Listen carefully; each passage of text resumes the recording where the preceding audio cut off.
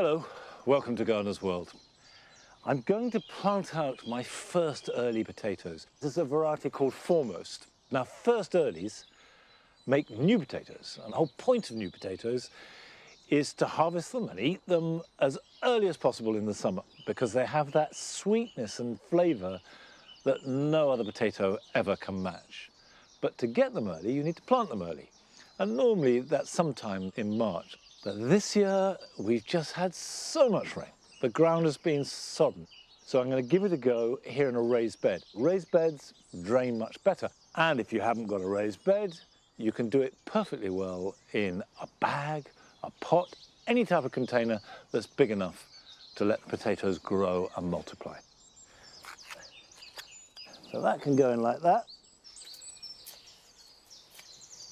One of the advantages of growing in a raised bed is you don't have to dig a trench, you don't have to earth them up, you just make a hole and pop them in. I'll get the last row in, rake them over, and then that's it. Now, if the leaves appear and there's cold weather, it's a good idea to cover them up, which effectively is earthing them up. You can do it with a layer of compost or straw or even fleece. Other than that, there's nothing to do. Let them grow and then harvest them, hopefully around about the beginning of July. Now, coming up on today's programme. Sue is at home in her own garden as she makes a start on her new hot border and tackles a range of spring jobs. So here we are. Welcome to the new area of my garden. It came about because we needed to change the steps to make them safer. And it's resulted in 4 new beds for me to plant. We explore the Cornish garden of the author Patrick Gale, who has transformed a farmyard. It is a very lovely place to write. But the funny side of that is, of course, being an obsessive gardener, I've no sooner sat down with a novel than I notice something that needs deadheading. Toby visits the beautiful Van Garden in Surrey that has been in the hands of the same family for over a century. It's incredibly special because I look out the windows, as you say, or I look at the flower beds. My parents' hands are on literally every single plant that there is in this garden. And I shall be planting up an awkward east-facing bed.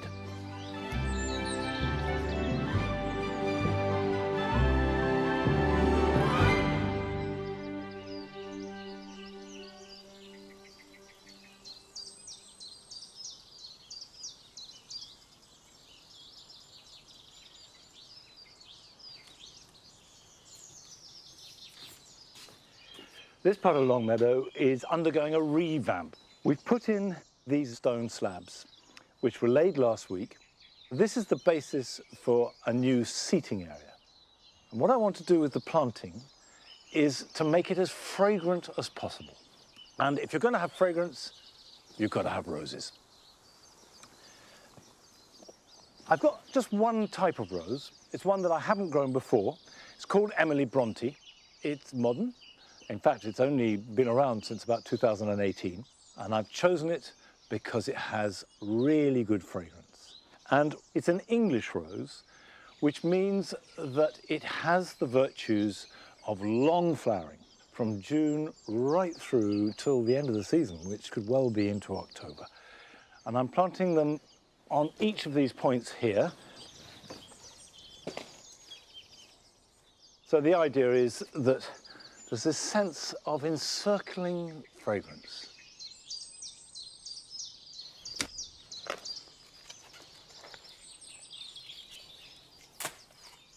Oh dear.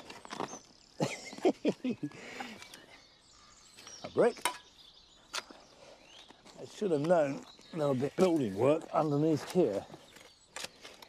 The truth is that if your garden is on the site where there's been habitation of any kind, you're going to come across the evidence. That's about it.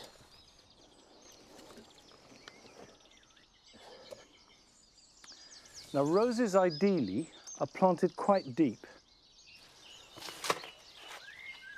All roses are grafted, and you don't want to see the graft above the ground. In fact, you should bury it at least an inch below the soil.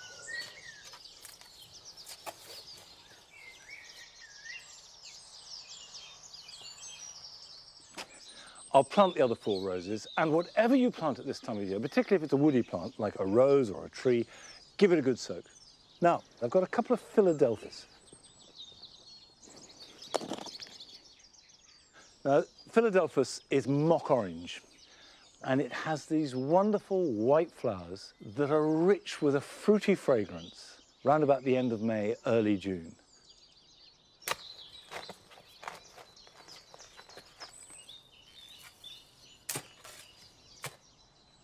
For most of us, they're a very easy shrub to grow. Philadelphus like sunshine and reasonably good drainage, and certainly they don't like heavy, wet conditions. So let's put that like that.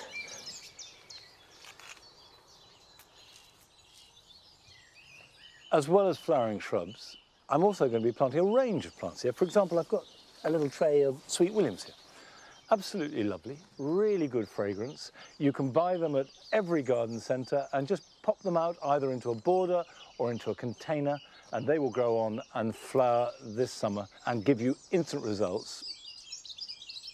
Now, we joined Sue in her own garden in South Wales to see how it's getting on. It's been a really wet, long winter, and it looks as though it's continuing into spring, but the garden is starting to come alive. I'm removing the heads of the hydrangeas, which have looked absolutely stunning in the winter. I've left them on to protect the new shoots from frost.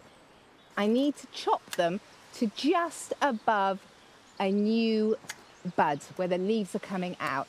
Otherwise I'll lose the flower if I cut it too short. And as I remove the heads, you can see all this beautiful new growth coming, and the plant changes from brown to green in a matter of moments. So I don't want to take too much height off them. But sometimes they overextend into what's growing beneath them, so I may take the lower branches back a bit further. None of this is going to go to waste. Most of it is going to go on the compost heap, but some of it is going to go to make new plants.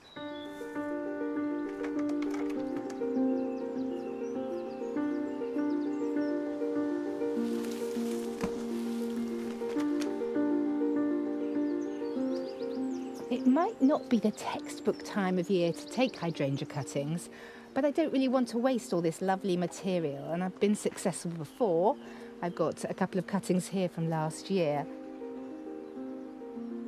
Now what you've got to look for is a little node to cut to, and you need to cut just below that node.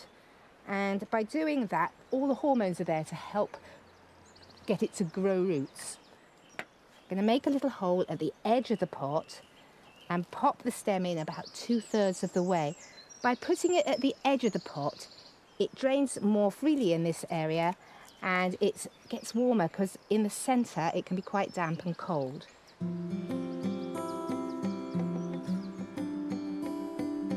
I'm going to pop these into a bowl of water and water them from the bottom rather than pour water on the top. And I'm going to place them somewhere out of direct sunlight, and they're going to take about 12 weeks before they root, and then you'll know you're successful when you see new growth. So this is for the long term, but over here I've got things that are ready to flower this year. I've got a new border which I'm very excited about, and so I've grown quite a lot of plants myself, and these are my hollyhocks, which I'm very proud and excited about. I also ordered a lot of bare-rooted plants. It's much cheaper to buy them like that, but they literally come with no soil. So I've potted them up to keep the roots moist and protected.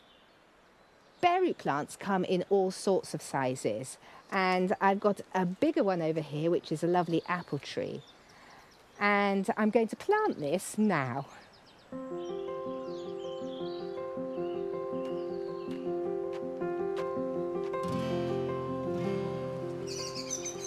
I just wanted to stop for a moment and share with you my new daffodil border. I wanted lots of different tones of yellow and ones with different heights. At the moment, I've got these beautiful ice follies, pale yellow outer petals, and next to them, they've started flowering a bit early, are Barrett Browning, and they've got a bright orange centre. The yellow on the petals of the flowers complement the lush green growth of the Spirea white gold at this time of year. And I planned it and it's worked, and I'm really pleased. And I'm hoping to pull the same thing off in my new hot border, toes crossed.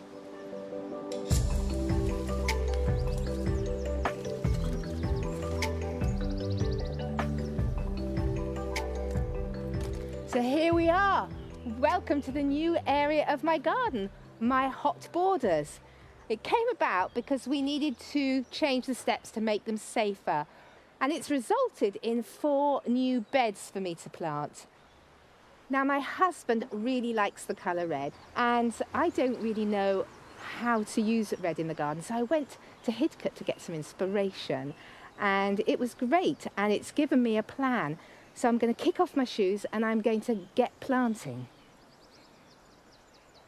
I want more unusual things than just a normal standard flower border. I love to include fruit and veg, and I've chosen a lovely late fruiting variety apple called Ida Red with really red fruits, which is in keeping with my hot border theme. And also this fruit tree is going to sort of mask a slight ugly fence behind me.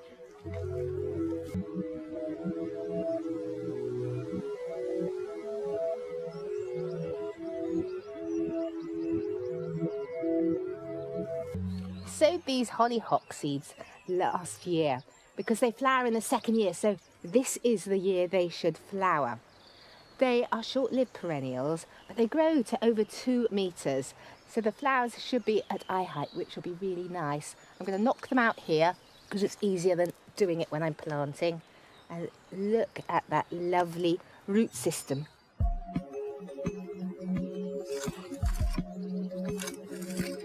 There's a lot of stones in here, so I think I'm going to call that very well drained.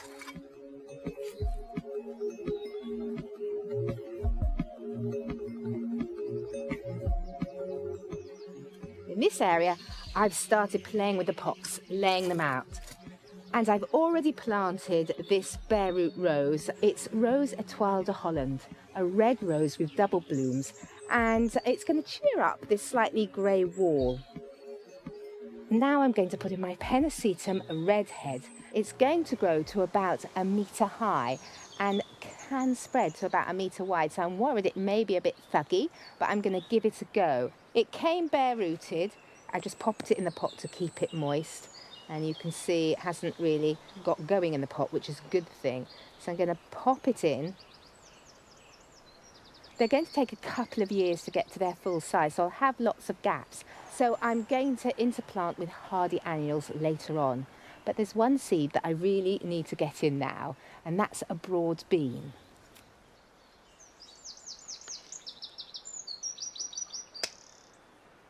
So I'm going to make a hole for the few beans that I want to put in this particular spot. They are a heritage variety called Crimson, and they have beautiful crimson flowers which will go with my hot theme. This may be a garden for my beloved, but it's got to have a bit of me in it, and that means fruit and vegetables. So hopefully by summer I should have a feast for the eye and a feast for the plate.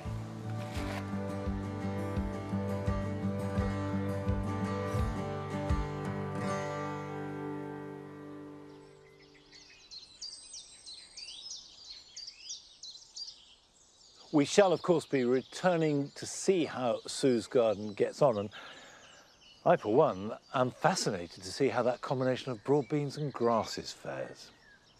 Now, here in the cottage garden, we've made big changes over winter. We've taken out hedges and trees, and we've planted a lot more things, many more roses, some more topiary, and lots more tulips. And the colours I chose were variations of pink, apricot, and peach.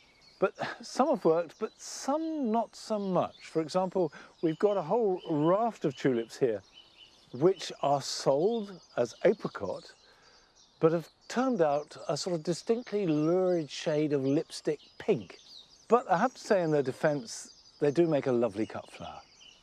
Win some, lose some.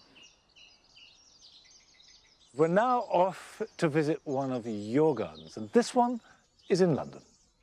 Hi Gardeners World, my name's Natasha. Welcome to my garden. We live in southwest London and we have a garden that's approximately 2.5 metres wide by 8 metres long. We moved in about 1.5 years ago. This whole edge of the garden was covered in ivy and was completely overgrown, and one of the main constraints when building our garden was budget.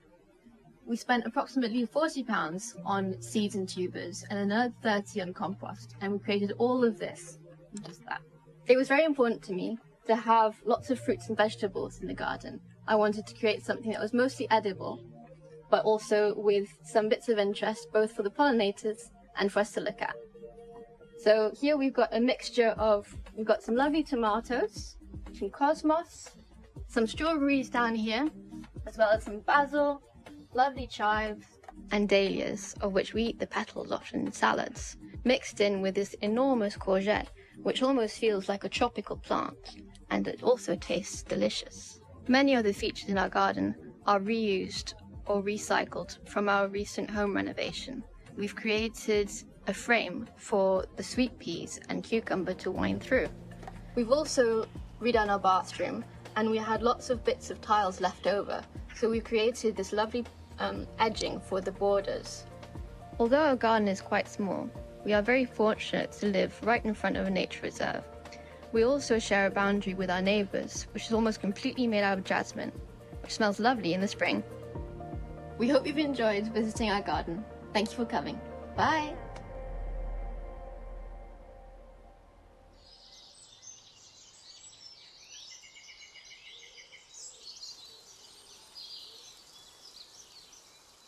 I think you're absolutely right, Natasha, to grow things that you like to eat. It's always the best way if you're growing anything edible. Although I have to say, I've yet to try eating dahlia petals, but it sounds like a good idea. It would look lovely. So I'll definitely give that a go now, inspired by you. Now, for our scented area, I can start to plan the annuals that I'm going to grow there, because I do want to maximize scent from every possible type of plant. Now, for me, one of my favorite summer scented flowers are tobacco plants. And Nicotiana sylvestris, which is a really tall one with sort of white dreadlocks hanging down, I think is the prince of all tobacco plants. So I'm definitely going to sow that. There's another Nicotiana I've got here called Fragrant Cloud, which I am going to grow, but I've never grown before. It's going to be a little bit shorter than sylvestris. And then there's night-scented stock, which is one of those plants that is at its best as the evening cools down and it releases this scent to attract pollinators that come out in the evening. Now, night-scented stock grows very well broadcast or sown in drills directly into the soil. And I'll do that after I have prepared the ground and planted all the shrubs and climbers, and then I'll just sprinkle the seed. So that can go to one side, and I'll do that later. And I'll start with sylvestris. Now, Nicotiana seeds are tiny. If I tip them all into my hand, you can see they're really, really small. And you do want to try and sow these as thinly as possible. If you don't, and just broadcast it, you get these clumps of seedlings, which are then really quite tricky to separate and prick out. These need light to germinate. So in theory, it's probably best not to cover them. However, because they're so tiny, when you water them, that can push the seeds to one side and you end up with all the seedlings around the edge. So the first thing is to water initially by soaking the seed tray with the compost in it in a basin so that it absorbs it from the bottom up. And the second thing is I do sprinkle it very thinly with vermiculite. And vermiculite does allow some light through, and it just helps to hold the seeds in place.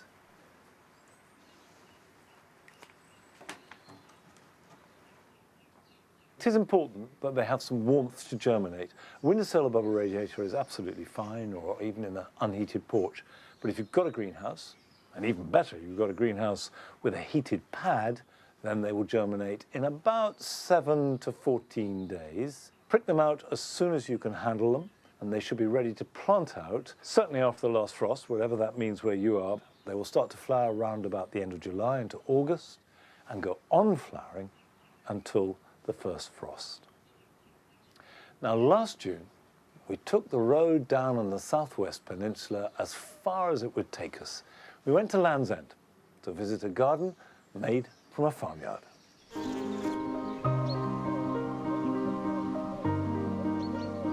My name is Patrick Gale, and I'm a novelist and playwright, and we are here at our farm at Land's End, Trevili. It's the last farm in England. It's my husband's ancestral home. They've been here for many generations. It is a very lovely place to write, so it gives me a great excuse to sit outside and enjoy the garden with a manuscript on my lap.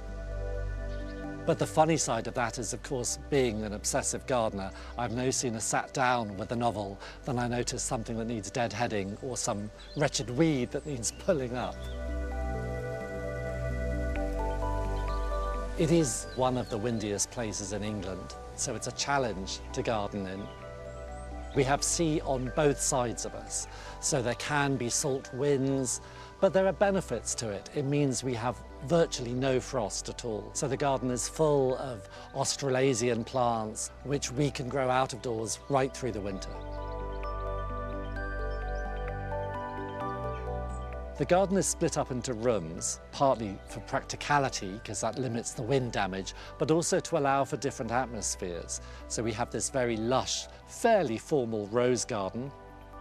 We have a container garden. There's a vegetable garden, a shade garden, and then a fairly formal little garden around my writing shed. This is very much a romantic, unexpected garden. It has no straight edges, no symmetry, and crucially, you can't see it all at once. You have to keep following these higgledy-piggledy paths to see what's around the corner, putting in plants in such a way that they look as if they've been there forever. Our soil is little more than a foot deep, so the entire garden is in raised beds for the plants to have enough soil space. It is actually a very practical garden for me because I've inherited a double dose of arthritis from both parents, and so I know my old age is going to be quite a stiff one. And gardening with raised beds is a joy. The soil itself is very free draining. We are lucky though, because we have a working farm and we have a beef herd, so we have a ready supply of poo to add to the compost, which I make obsessively. Arguably the most important plants in this garden are the shelter belt plants, and they were the first things we planted. Different types of Olearia, Elaeagnus, pine tree, buddleia, anything that can withstand the wind and slow the wind down. I met Aidan, I think, about 26 years ago, and I think on our second date I brought a box of plants from my garden because I found his little patch so depressing. Really, what we have now is a testament to my pester power. So I've, over the years, pestered him to let me have just a little bit more farmyard. And gradually, what was farmyard has been encroached upon by flower bed. And we've reached the point where I can't expand any further.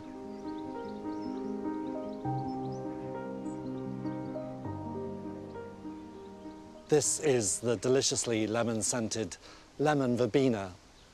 And for most people, it's grown as a little pot plant, but with us, it lives in the ground and it's become a tree. I regularly use this as a tea. They do say in Chile, where it's a very popular tea, that it gives you strange dreams, but I've never experienced that. We were in Umbria and found a little hill town which was cobbled throughout, and we were so struck by how beautifully the cobbles changed colour in the rain, but also the efficient way they carried the rain down the hill. And so we realised this would be a really good solution for this garden.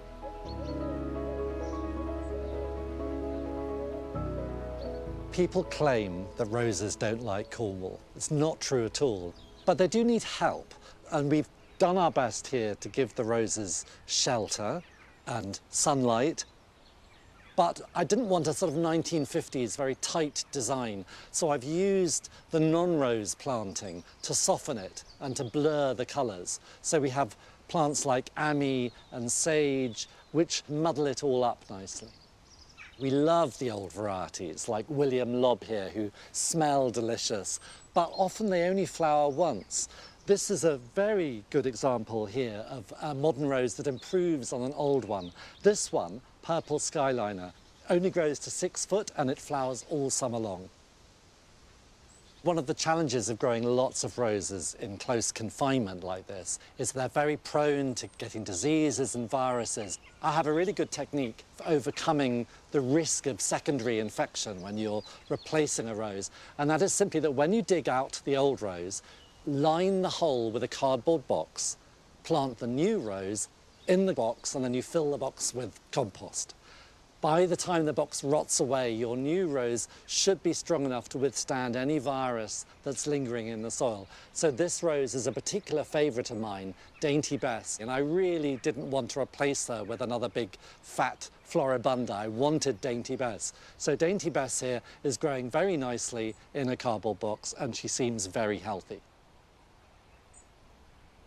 A particular favourite of mine here is Souvenir de Dr. Germain, which is a deep purple rose with a fantastic scent, and it also has the incredibly useful quality that it likes a north-facing wall.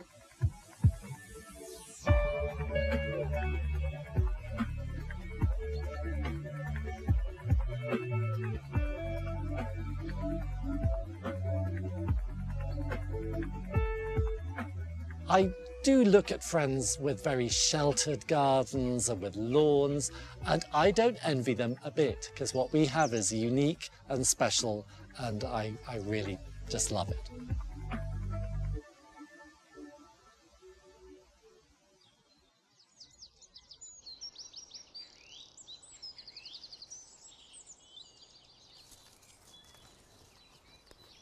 I think Patrick is being very modest about his garden because those conditions are at least daunting, with the wind howling in and the salt spray, and yet he's made a beautiful garden.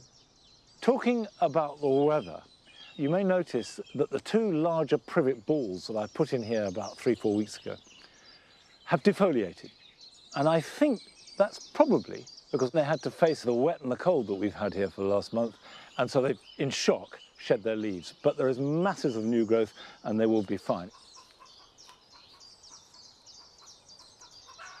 I'm planting some Ami here in the writing garden.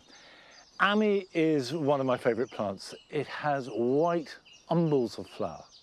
There are 2 types of Ami, Ami majus and Ami visnaga. Ami majus has flatter umbels, and Ami visnaga, which is this one I'm planting now, has got a more rounded umbel, and to my mind is more robust and has a longer flowering season, and I tend to grow much more of it because of that. The only really big problem with Ami is that rabbits love it. And with rabbits, and I know they've been bad in lots of places, there's not a lot you can do but just wait until the grass grows well enough so that they eat that. Now, still to come on today's programme. Toby explores an exceptional garden in Surrey that has been gardened by the same family for generations. For some, the big draw is clever or quirky garden design. For others, it's the history. But what floats my boat are the plants. And we celebrate the vibrant beauty of one of the stars of the early summer border, the Geum. This area originally was supposed to be 4 raised beds for vegetables, but sadly the vegetables are no more and it's just been taken over by Geums.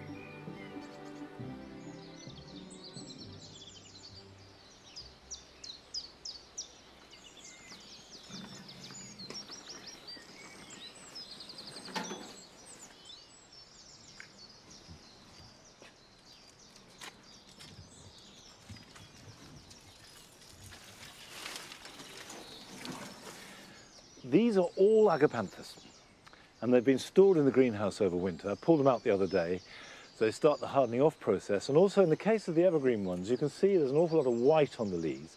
And this is because they've been put underneath the staging, so they need to get some sunshine, like we all do, and green up. These are herbaceous ones, which tend to be a bit tougher. But with agapanthus, they flower best if they're slightly constricted. But when they get too constricted, then you do have to divide them. And now is the time to divide them. The problem being is they can be really difficult to get out of the pot. This is a dedicated tool, which is a cross between a palette knife and a saber. And the idea is that it's flexible, so you can work it around the edge of the pot. See, this is really tight. And then just move it around to free it. Obviously, if you don't have one of these, and most of my life I haven't had one of them, anything that you can get in, I am pushing as hard as I possibly can.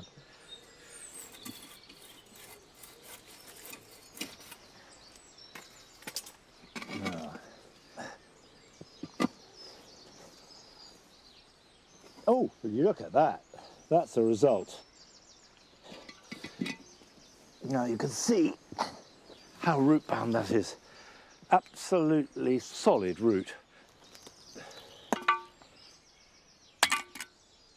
Okay, that's that.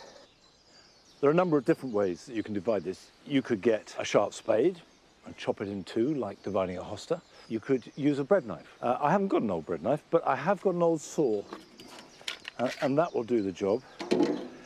So just get in there, be brave, and just saw through the roots. Right, there we go. What I think I'll do is reduce one down by a bit to fit in that.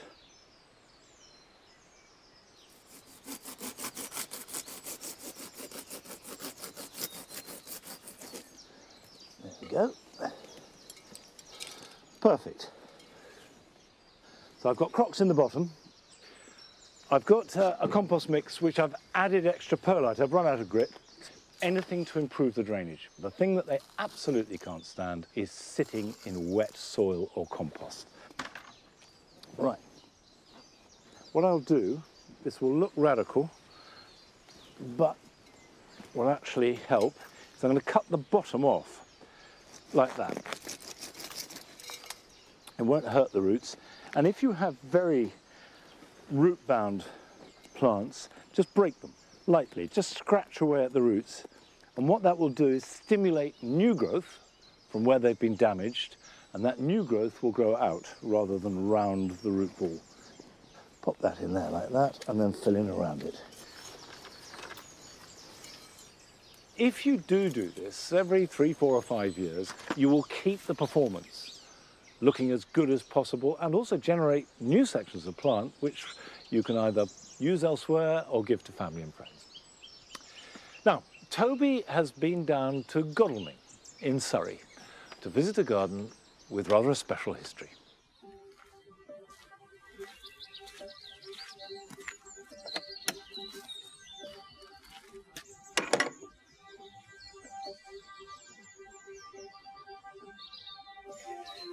I love visiting gardens, and they're places where the magic runs deep. Whether they're big, small, public or private, not only are they filled with inspiration, they're packed with ideas that you can use in your own garden at home.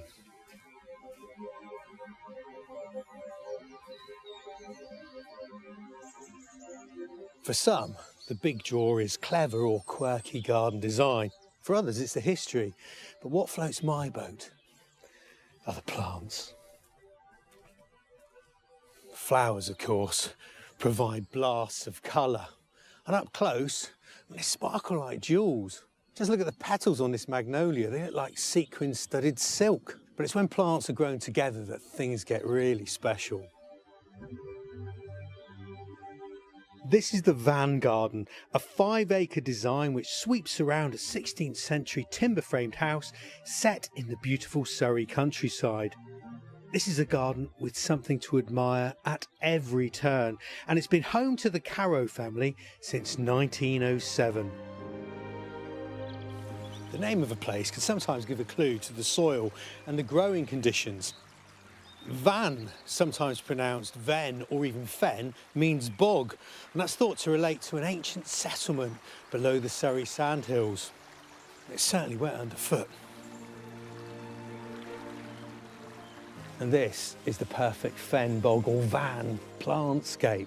And the star of the show, these wonderful snake's head fritillaries. Well, they're my favourite harbinger of spring. Such wiry stems, but still they're tough. And I love the fact they've got this checkerboard pattern on the petals, and also that the flowers are so boxy, as if they've got shoulder pads in the top, like a ill-fitted school uniform. They're easy enough to grow in a garden, though, particularly if you have wet ground, because they really thrive in those conditions and are perfectly adapted to it. In fact, at the end of summer, they produce these little clusters of seed, and each kernel has this corky edge to it that makes it look a bit like a miniature coracle.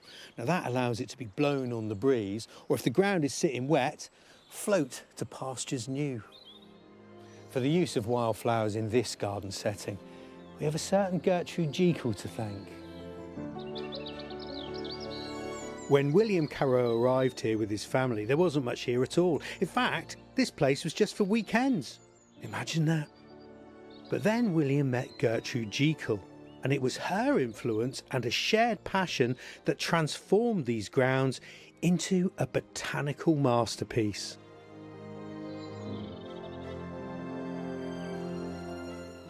This is a copy of Gertrude Jekyll's original planting list for this garden. The original is at Godalming Museum, but my gosh, it's so fascinating. I mean, look at her handwriting. She could have been a doctor. But there's so many runners and riders here that I've already seen. At Myosotis, that's forget-me-nots. Lent hellebores, I've seen those. Oh, and there's the fritillaria. Gosh, there's only 50 of them. That's a handful of bulbs. There's a whole lot more than that here now. It's so interesting to see this because it speaks of the intent that Gertrude had. Heavy on the herbaceous, lots of wild plants allowed to do their thing. I wonder what she'd make of it now. I think she'd love it.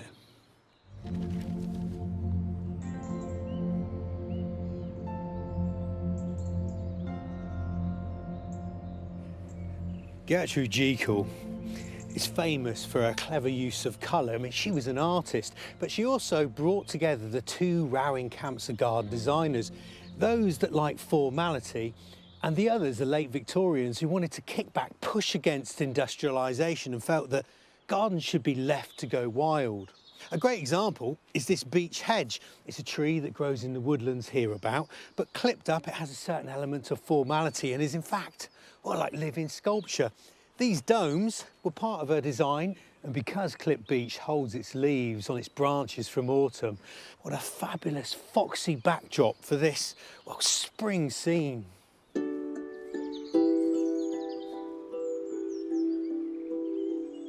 Gertrude Jekyll was inspired by the Impressionist painters, Monet, for example, and she actually planted like she was using a palette knife with distinct colours in bold drifts right across the landscape, and she'd punctuate those with brighter colours like the camellias. And these daffodils are a great example. You got the yellows butting up to great drifts of the white, and then stippled through underneath, having their moment in spring, are the wooden anemones.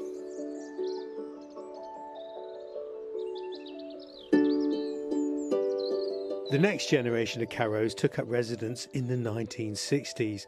Van's current owner, Emily, has vivid memories of this beautiful place. I think my real earliest memory is probably underneath the parottia over there, sitting on a blanket, an itchy wool blanket with toys all around me and hearing the birds. I think that's one of them. We were stuck outside, come rain, come shine, under the parottia.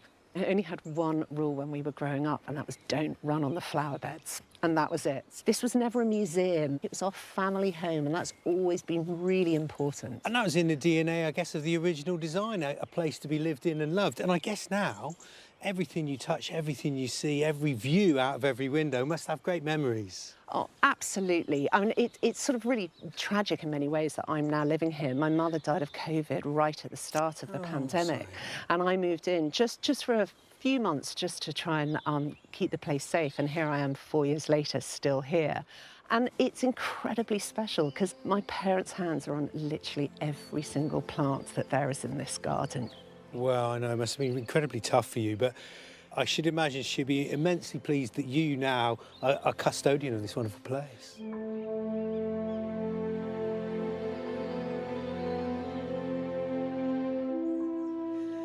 The best garden designs stand the test of time. And on the banks above the water gardens, designed by Gertrude Jekyll, you can see the 3 tenets of her design principles. She was very careful with colour, and she combined plants that had flowers that made each other pop. So she would put anemone blanda, which is blue, with yellow celandine and golden forsythia. Plants that are on the opposite side of the colour wheel. She also repeated plants to make her gardens more coherent and tied together.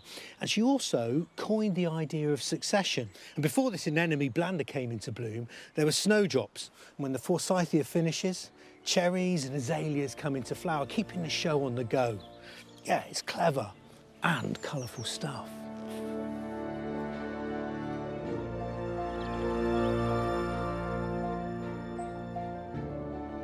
This is a plant lover's paradise. And despite the fact that it has such deep historical roots, it has so many lessons for now. And thanks to the love and care of the family, and of course, Gertrude Jekyll's artistic eye, here, now, it is a picture of spring.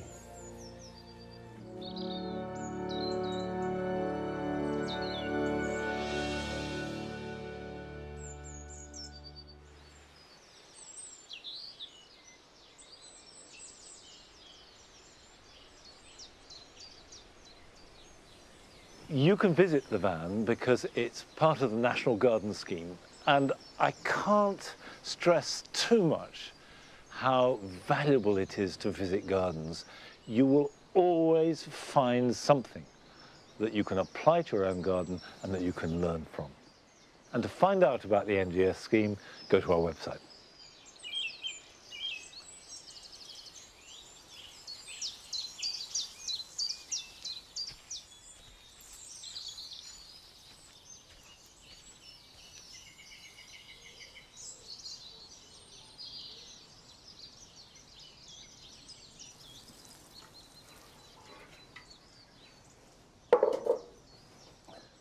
Now this is a quince, but it's not the sort of quince that I've got growing down in the damp garden, which I grow for its fruits. This is Kienomeles, or Japanese quince.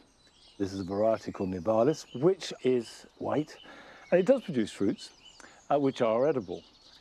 And it's grown primarily for its flowers. And the blossom is really reliably produced in shade, which makes it incredibly useful. It's one of those plants that is actually happier in shade than it is in full sun, and it will grow in almost any soil.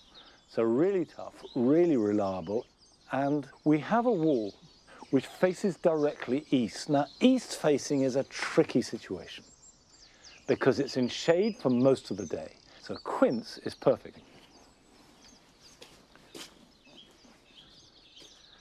The 2 Morello cherries have done fine, and they're a very good option for an east-facing wall. But the truth is they take up quite a lot of wall space for not very many cherries.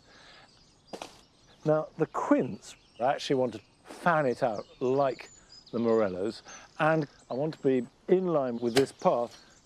Other than that, straightforward. Anything that you want to climb, plant a little bit away from the wall. Never plant it right at the base of the wall, because walls suck up moisture. We've got another east-facing wall, and at the base, I found that the herb Sweet Cicely loves it. It grows rampant, so what I plan to do is dig some up and add it in along here.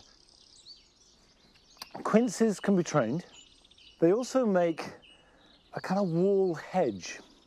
So you don't train them as such, you just clip them tight to the wall or the fence where you've got them. But either way, you certainly can control their growth. I say east-facing is perfect, which it is. They'll grow perfectly well on a north-facing wall too.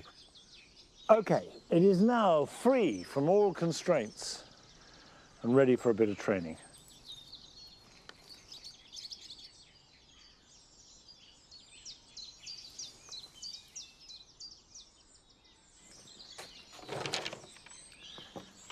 Now, I have got wires for the cherries, so hopefully this will do. So if I try and put a stick in like that, and that can go to that wire, and I've got a long one for the middle,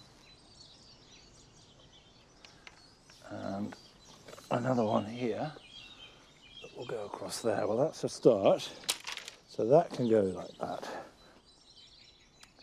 I've said it many times before, but it's worth repeating, is that when you tie something up, you should always use a material that's softer than the thing you're tying. So soft twine is invaluable.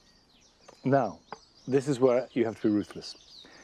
This has got flowers, is healthy, but I can't really train it to go back. So I'm going to cut it off, even though that means removing some of the blossom, because it will take away growth from the rest of the plant. Now, a plant which probably would do perfectly well here, but is best in some sunshine, is the geum. I love geums. They have an intensity of colour. There's something sort of bright and fresh about them. And we went to Frittenden in Kent to visit the National Collection of geums.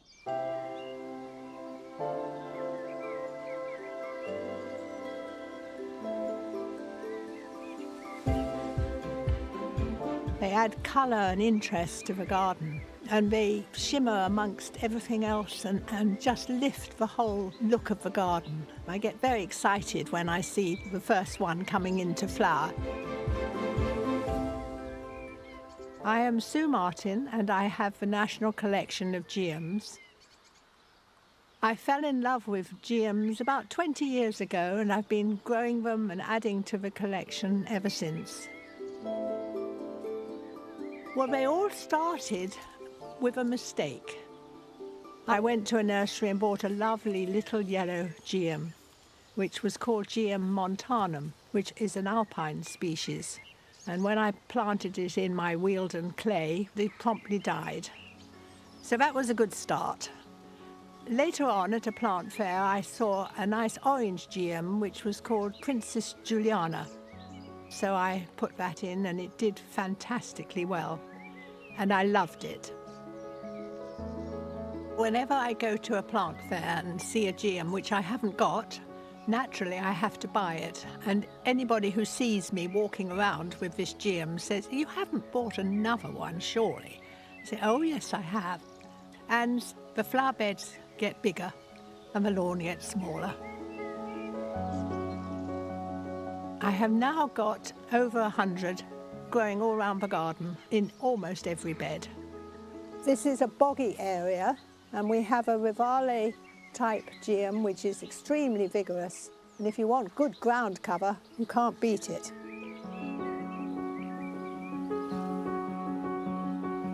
This is one of my favourite geums. It's called Hilltop Beacon. As you can see, it gets really tall and stands up above all the other plants. It's a lovely soft orange with different colours within it. I've actually got them growing all around the garden, in sun, in semi-shade, and it does well everywhere.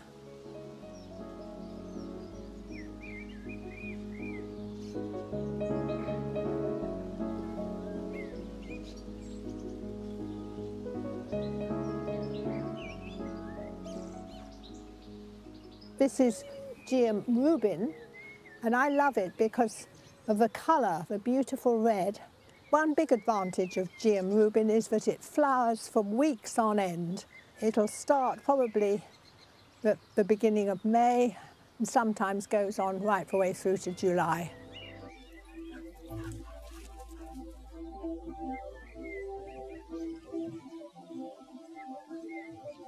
This isn't a very big garden, although it's quite intensively planted. So there are geums everywhere.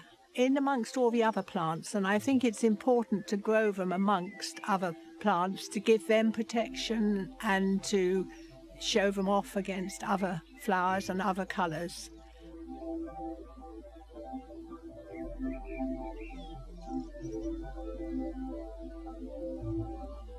When I buy a geum, I divide it into 3 and plant each in a different part of the garden, so I can see if it does better in sun, semi-shade or shade.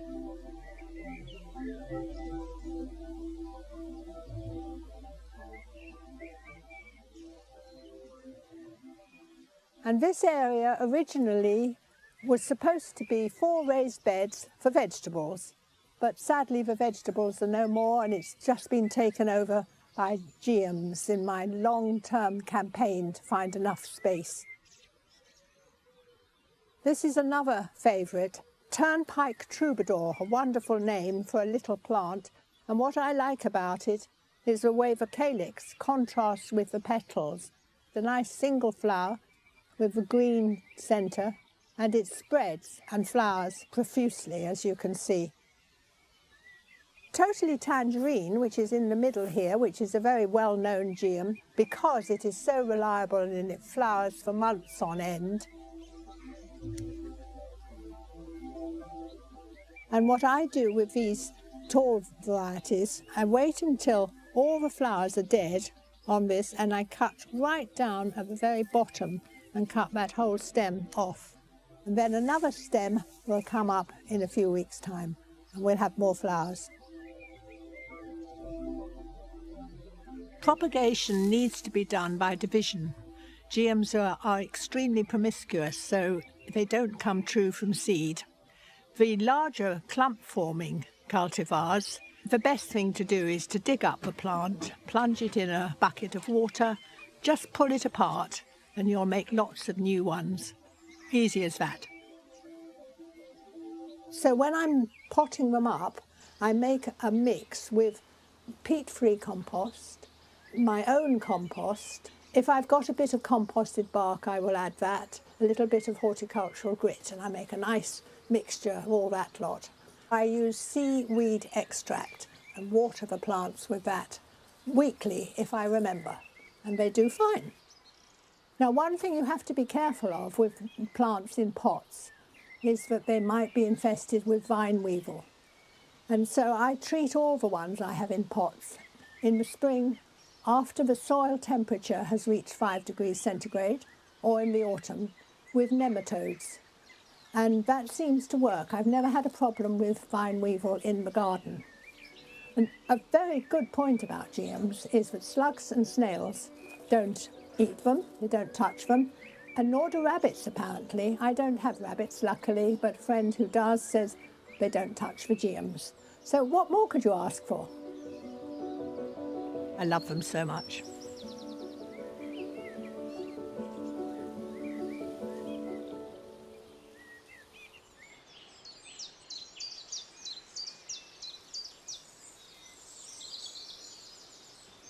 What? You can't have that. No, it's mine. Absolutely not. No. Right. I have to say I am a huge fan of geums. I love them. And luckily they love Longmeadow too.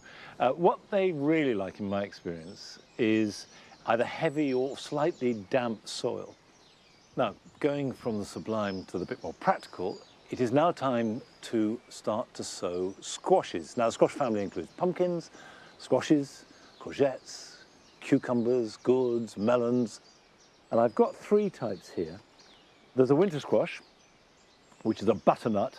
And butternuts have a yellowy, orangey skin, quite firm texture, very good for roasting. A Turk's turban, which looks fantastic, I think eats quite well. And Crown Prince, which is not one I've grown before, but has very, very good recommendation and apparently stores very well too. So I'm going to grow these 3. I always sow 2 seeds to a pot, in case one doesn't germinate or one grows less well, and put them in on their edge.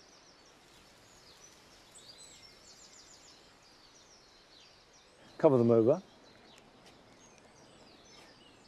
Now I will put these somewhere warm, and warmth is absolutely essential for the squash family. It needs to be at least 20 degrees, and 25 is not too hot. So if you're going to put them on a windowsill, above a radiator, and certainly on a south or a west facing window so they get the warmth of the sunshine. Water liberally, and keep that warmth going right through their life. They respond more than almost any other plant directly to warmth, water and nutrition. Right, I've got more to sow here, and while I'm doing that, here are your jobs for the weekend.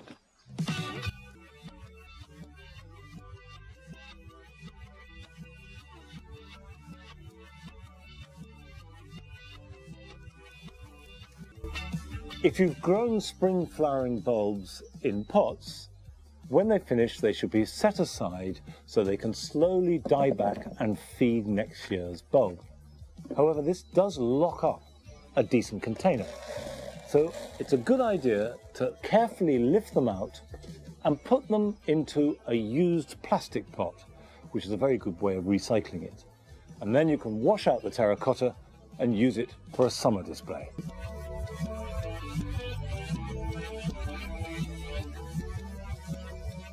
The most common mistake with houseplants is to overwater them. However, at this time of year, you shouldn't neglect a liquid feed. I recommend a weak solution of liquid seaweed. Give this to each plant once a week for the rest of the growing season, and this will restore full health and vigor after the winter.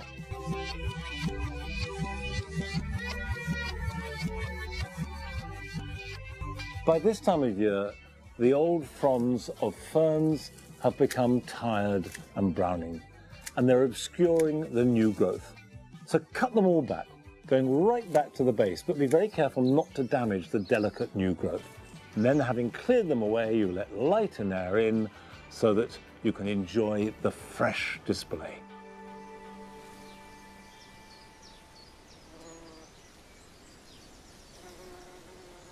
Well, I've managed to persuade Patty to come out. She takes some persuading because she hates the rain and she hates the cold, and we've had all of those things. So she's been snug away indoors, but she's fine. And of course, we're standing under the most glorious thing in the garden at the moment, which is the blossom of Taihaiku, the great white cherry. And one of the features of this particular blossom is it's very temporary. It's very fragile. I've known it last only a couple of days if the weather is bad, and even if the weather is good, it's only about a week or so. But while it's there, it is fantastic. And of course, this is spring. This is the season of blossom. We may have had horrible weather in winter and early spring, but nothing can stop it now. We've got the blossom of the crabapple and the pears and the apples. And one of my favorites of all, the quince blossom, which will appear round about the beginning or even the middle of May. So lots more blossom to come. So let's enjoy spring for all that it can offer us, regardless of the weather. And that's it for today. But we will be back here at Longmeadow at 8 o'clock next Friday. So until then, bye-bye. While they're dancing in the streets, join Anton and Giovanni's.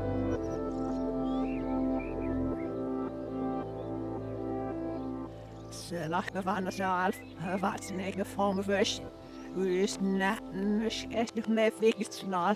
Maar wat nam me voor dus een toch mislik niet verder snel. Maar wij was nam niet. We vet meest naar vers. Het is snel. Heel veel net niet snel gezegd. Maar ik weer even zitten.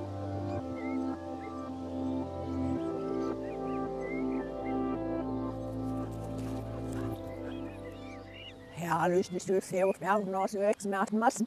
Ja, maar ik heb heel veel gehad, zo die snel als kieuw of zelf is het zin ik wil meest, dus dit maakt de kip nou. Stel of verstuurt me van achter, zo geeft het van jaren. Nee, wil meest, zit.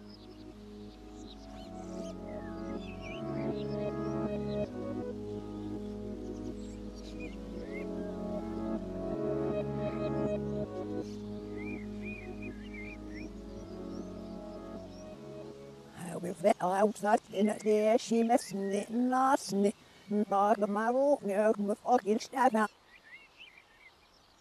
Stenen wil ze lachen, fit wil ze niet. Het vast zien van de snaar bij voor wat naast hoog. Die reus echt is een beetje. Me geef pas wel hoog zit. Smees nu weer verder op zitten.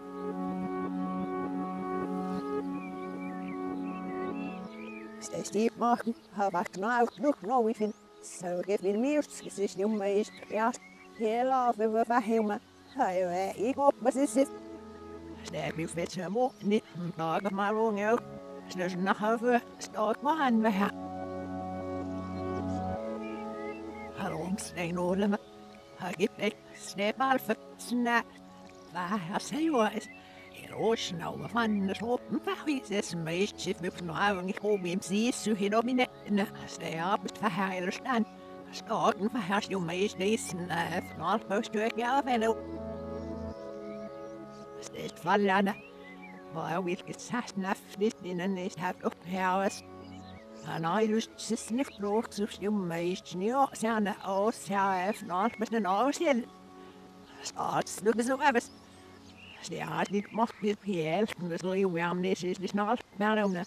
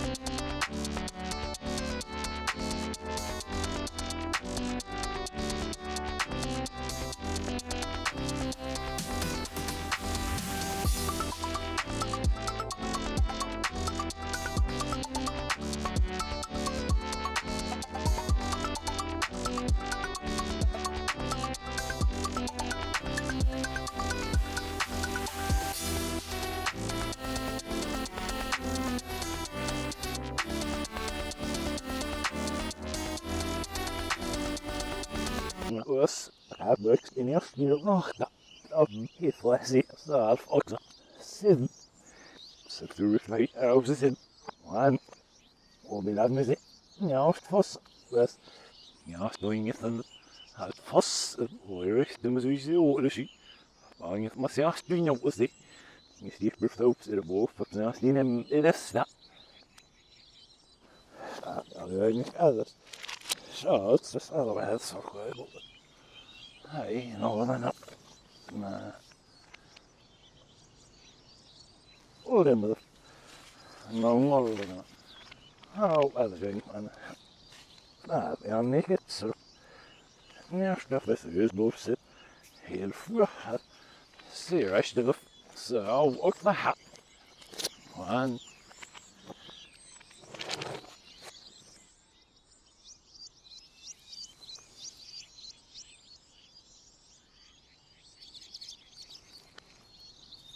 En eerst de grafieten.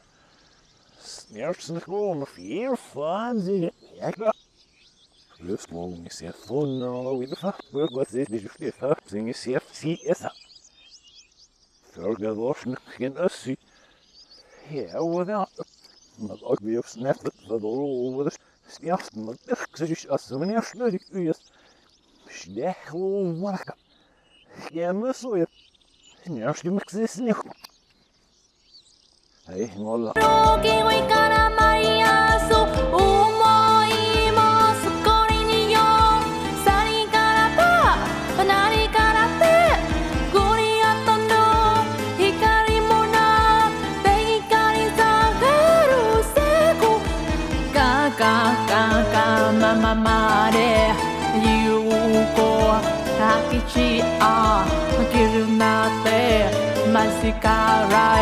Natte eko Ikika nanemai Sobrani nanai Así que yo sa Yesu Aquí pero la saya Nero de toda Ubita la soke Mensa la yoga Mensa la Irimisaka, Irimisaraya, Yanagi, Usimelania, Usimela, Sulabalada, Malavade.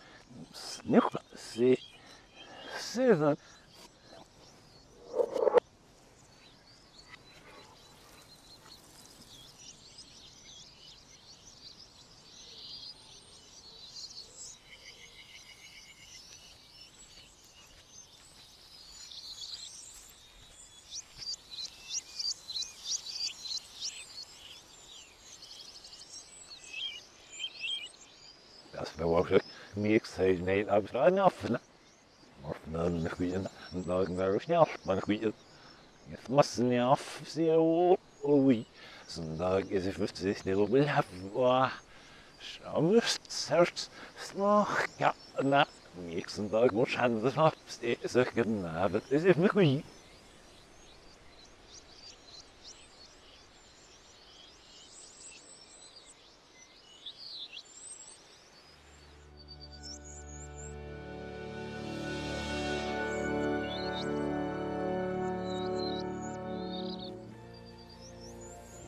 First, als ik waan, hey, ja, jetzt ist da so ich nicht uit, so ich bin helemaal voor de recht gevallen, dat is gaffen.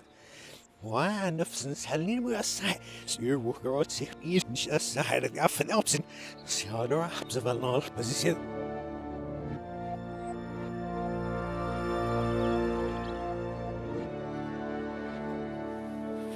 Wat zo verlacht na, welk zei. Waar de notion mich alfas niet mag zijn lezen zie rest session if it has often them suppose nu eens weer meer best niet meer genal bij mijn en is het of de chas is voor het jaar niet zo is dat is naast nee kom zijn dag weg ja best snel dit gift bij besoch we will achter de nas is het point or snel hij ja zo van rood in de jaar in de les wel hij de wil dus we naar bij mijn en Lucius och maar dat is niet meer zo half snel snel meer op ik snel lacht wil weg ja dus zo is niet meer als het never stand as near the is niet je niet uit ja ja is het dag is over wat snappen nou ja het is de nacht nou is in box heb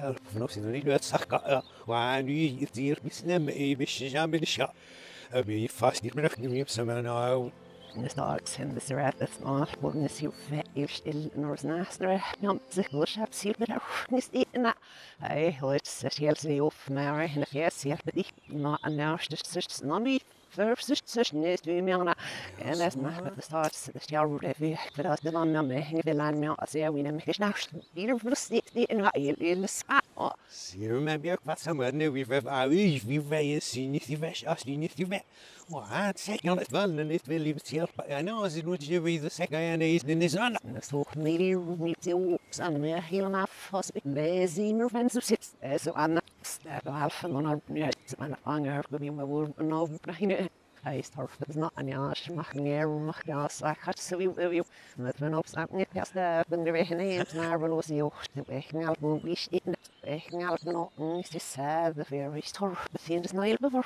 ser man säga Själv och förstås ser man det vifsa hela med en rocks när see it is sneeze now and then it's not as a record to a rack and sharing a shannon.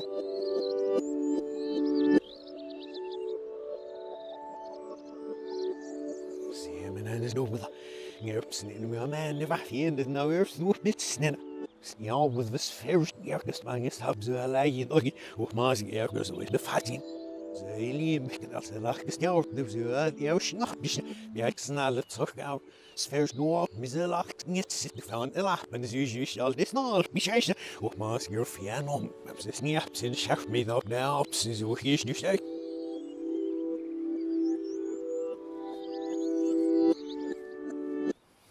Senior self post ab mis off self mafalo mas do mer sich nach sinus viel is nur schief will gesagt ja sie da auch smur die hast works nicht will hallo straf mir sind ist na auf was nur mal ein as pas milch maar bewezen de loven is ook de eerste snach ihr sit auf mas ihr well work is fell bisschen nach dat öffnen sie alles hat nicht snag geschucht ab ich ist nur wissen die rost give mir alles rein Yes, then I'm off. Ja, let's do it.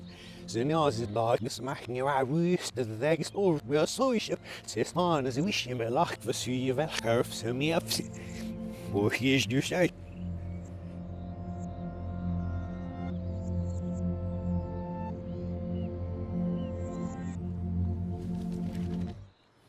Ja, weil ich jetzt. Wann ich kam die Show noch.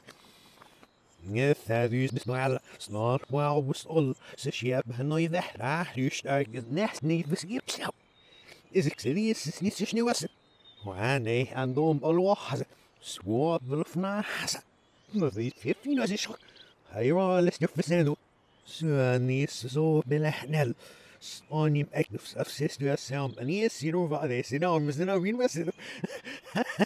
Das wurde wirklich. Jetzt ja na hakelem. Jetzt die eine Saflas schau ja. Amazing mir muss also uns nicht.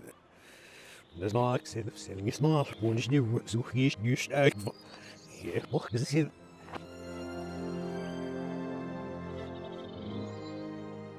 Sie bezahlen auch genacht, aber ist nicht. Snark sieht Mof, snarcht, und der Schacht dash, und das Nulf mir so in. Wo ich nicht ein Melone. En stammen. Snack you with such a self sit. Scaffy. Roasterish. I'm so with you. I'm see the waste. We are rack me loom now. Ja, das du hier nicht steigen lassen. Jetzt hessen Lags hidden is alpha over see the. Green sich sagt mit 12. Stau mir ist in Augen so. Sie hier Manuel gibt's das mal an. Wo geroch ist in dem Bekall alles geben. Schnell ich hoch. Oh na, China. Yes, is het zacht, maar ze zien je daar maar nee, dat gaat. Was niet maar deel van, maar dat is niet zo in de wereld veel weer. Zeg je, nou, ook waar veel is. Maar daar kunnen we ook van is hier. Maar van nu joh, is niet voor. Ik had pas in deze nacht benwash. Ook dit. Yes, ook nu is het voor de zoon. Zo snap ben dan afloop, kastje nog af. Wel dan vast dat het is met hier op. Nerps er is in de bar. Weer van men. Zie je de fles gaat zo veel zien. Ja, schratzen. Wie heißt noch? Na, wo Neff gefärbt Zähne. Öffne Augen lassen. So ist nass, hier hast du Dölle. Du musst hassen, schnell, du musst ehrlich nutzen. Glaub's nie, Neffen, wie auch Neffen, so eine Psasmus, Naven. Das ist nicht schön, nicht mehr Augen. Wo else, das wird, wie gesagt, was ich sehr bemerkt. Was für ein Isnjons.